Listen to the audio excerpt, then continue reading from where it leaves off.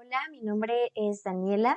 Con motivo del 8 de marzo quise hacer una breve recopilación sobre la historia del movimiento feminista en Veracruz.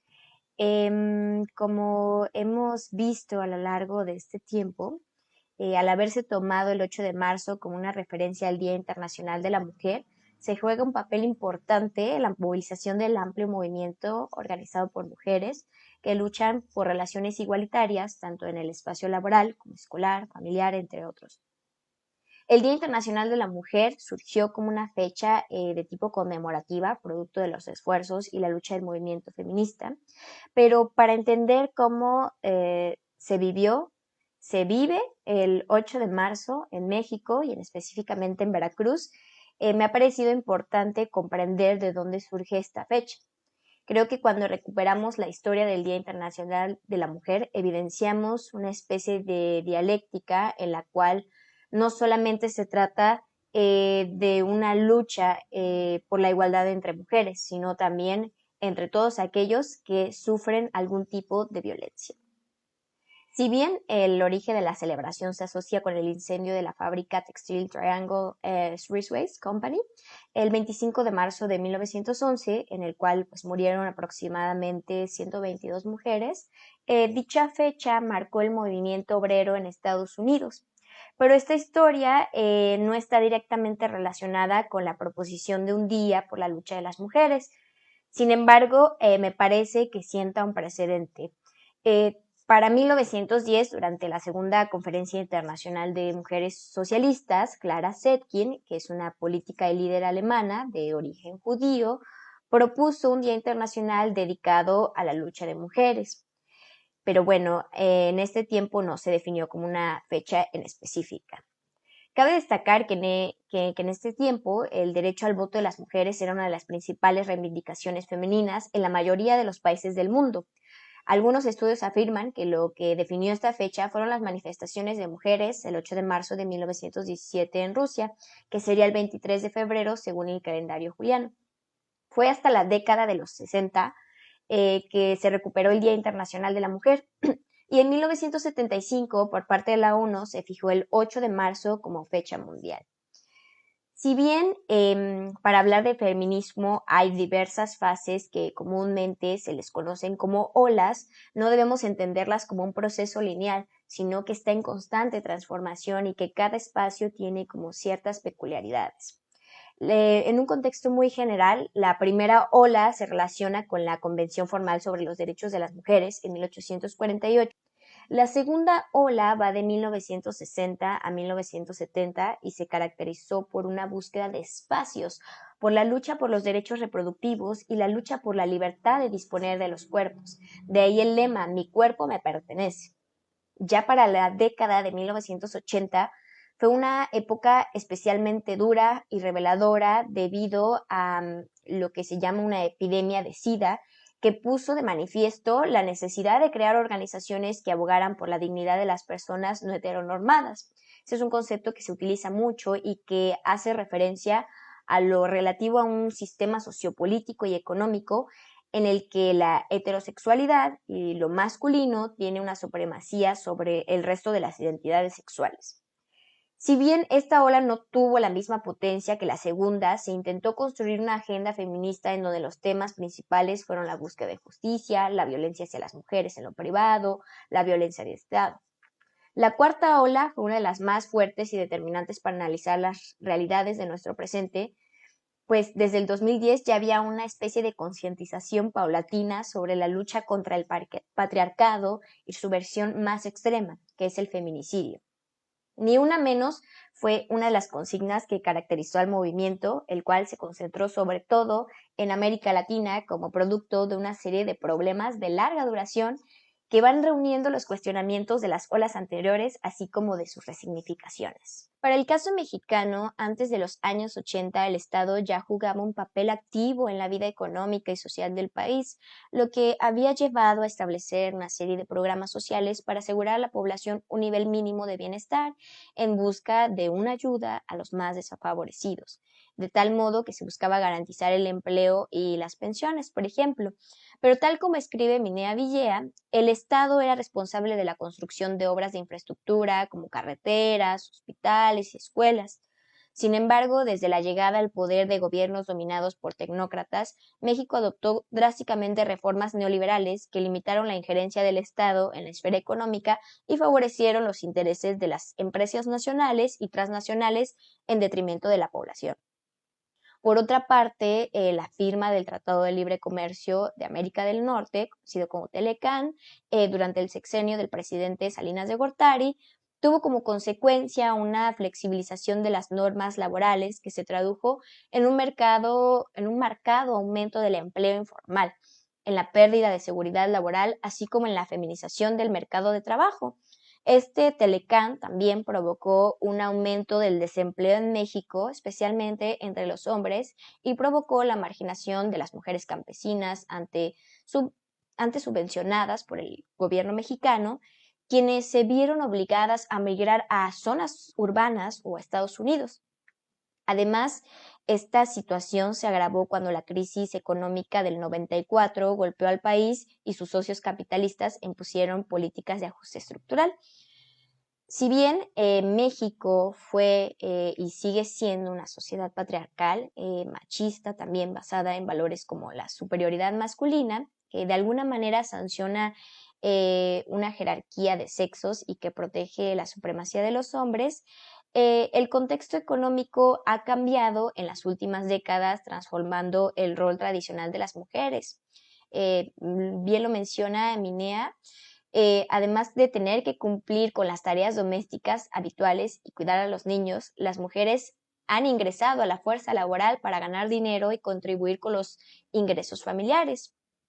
Retomando un poco, la primera ola del feminismo en México comienza a gestarse en Yucatán y continúa con la creación de clubes feministas en toda la República, mismos que estaban dirigidos por mujeres como Hermila Galindo, Elena Torres, Elvia Carrillo Puerto, entre otras. Así se llega a celebrar el primer Congreso Feminista en Mérida, Yucatán, en 1916, organizado por la profesora Consuelo Zavala, y los temas que se trataron fueron la secularización de la educación, la ciudadanía política de las mujeres y los derechos reproductivos y sexuales.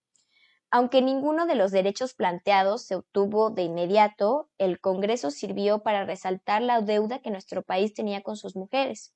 Inspiradas en la segunda ola del movimiento feminista, las mexicanas ejercen presión para que se les conceda el sufragio activo y pasivo, que es un derecho conductor de otros derechos como a la patria potestad de los hijos, el patrimonio, entre otros.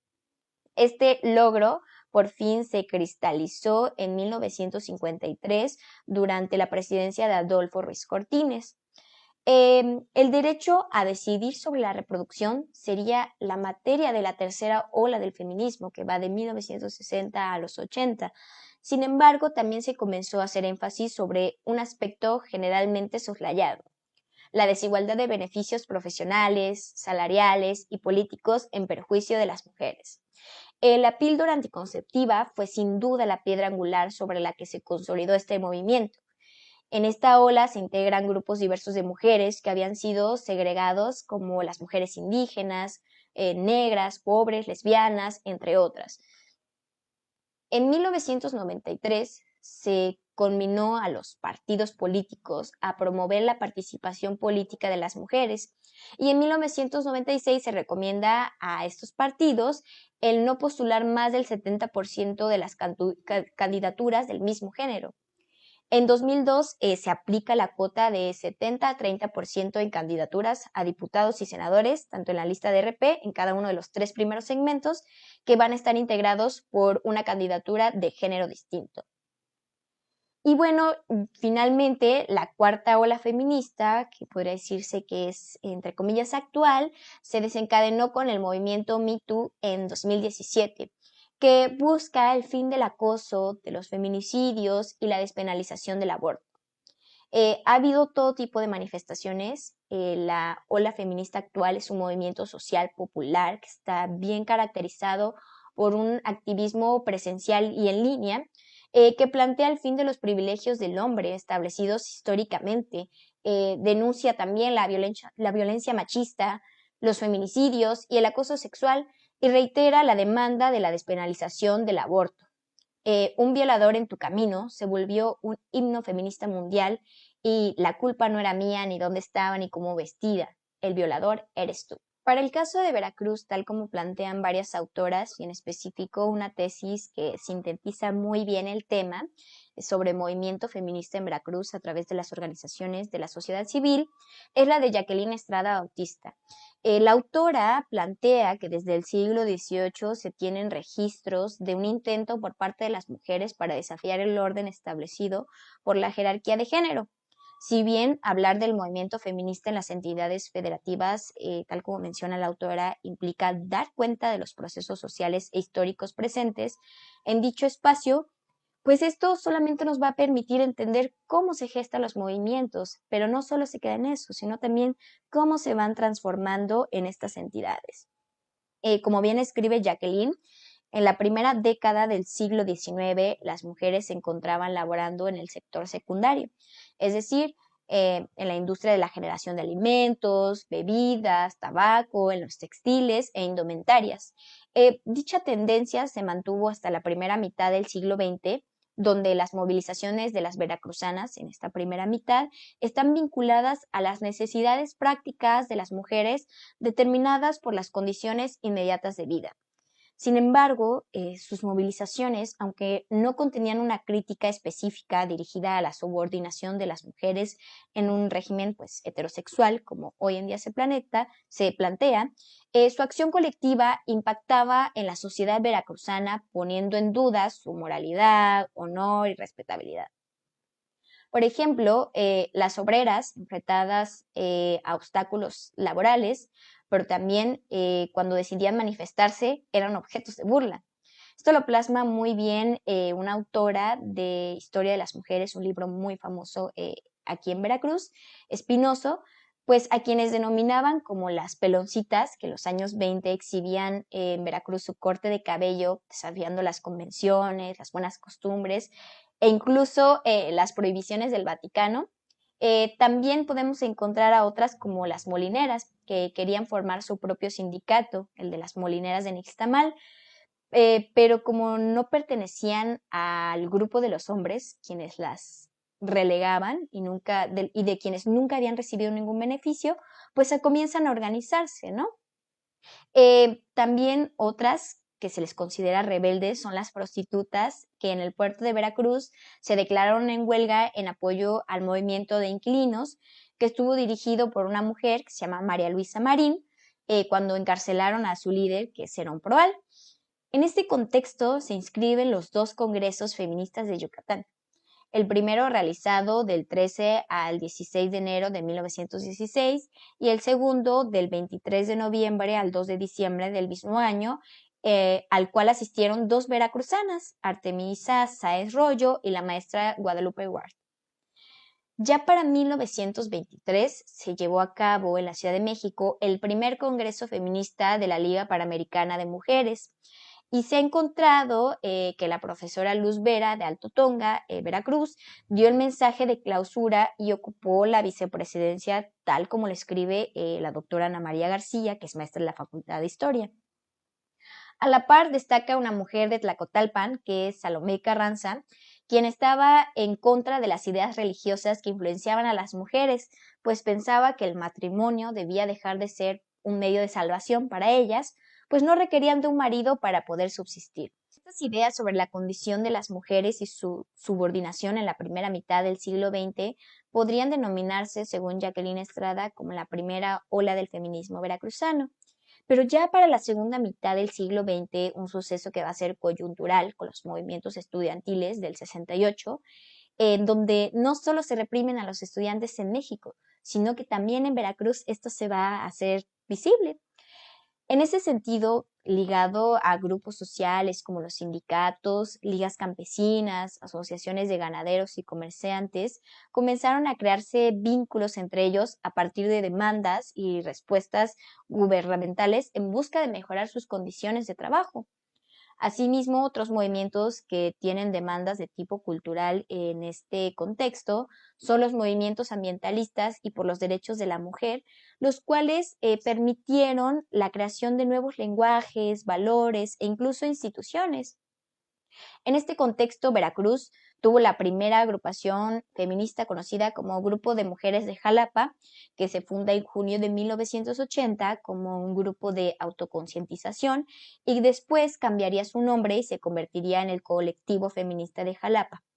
Jacqueline Estrada en su investigación muestra al entrevistar a una de sus fundadoras, que es Montserrat Díaz, que en el Ágora, un centro cultural de la ciudad de Jalapa, se organizaron una serie de eventos bajo el nombre de Semana de la Mujer. Este evento dio pauta para que 6 mujeres se encontraran y comenzaran a reunirse cada semana en casa de una de las integrantes.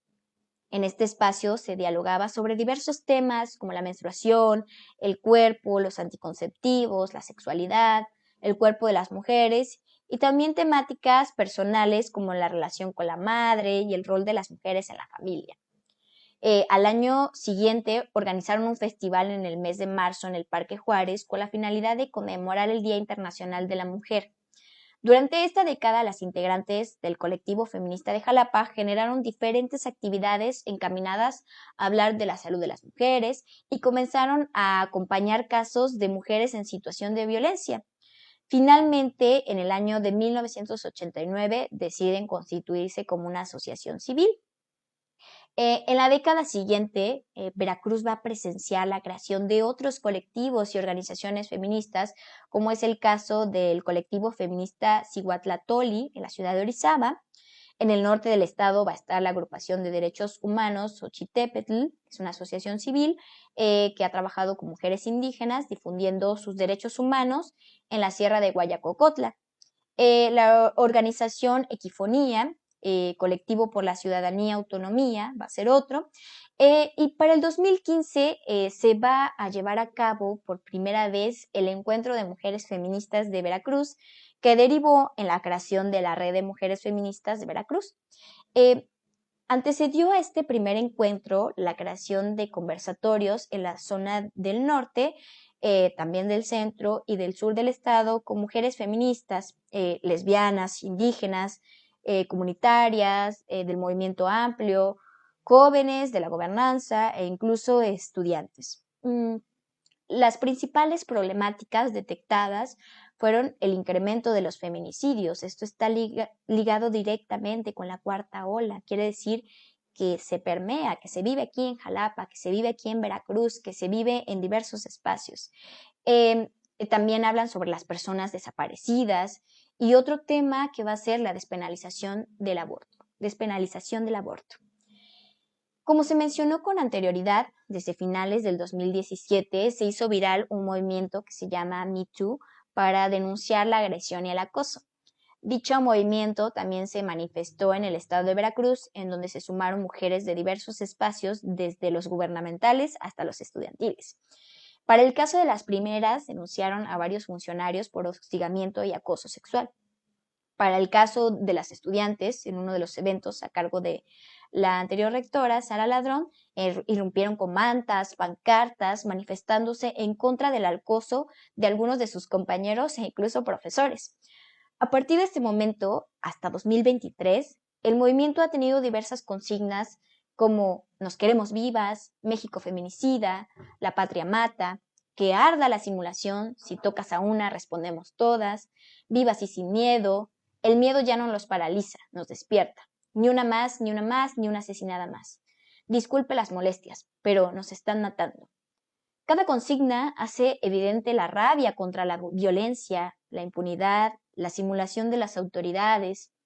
El ímpetu y el enojo superan el discurso y se expresan pintas sobre monumentos y sitios patrimoniales, que se llama iconoclasia.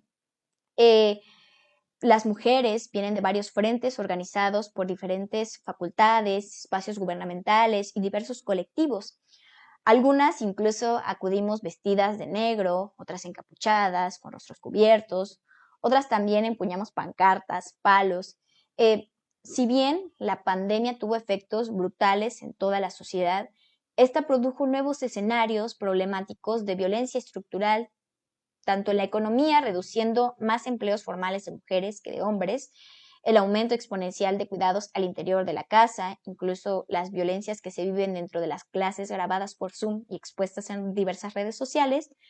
Cabe mencionar que, aunque el 20 de julio de 2021 en Veracruz se aprobó la despenalización del aborto hasta la semana 12 de gestación, esto se volvió una luz dentro de la larga lucha en el Estado, en el país y a lo largo del mundo. Aún queda un largo camino para transformar la sociedad, para cambiar prácticas que sean normalizadas. En ese sentido, me pareció interesante hacer un video divulgativo con el propósito de recuperar la historia del movimiento feminista en Veracruz, pero que no está desligado del contexto nacional ni global, sino que también nos permite conocer que esta lucha no tiene pocos años, sino que se encuentra en una larga duración y que tiene como propósito liberarnos todas, todos, todes de la violencia tan interiorizada que vive la sociedad.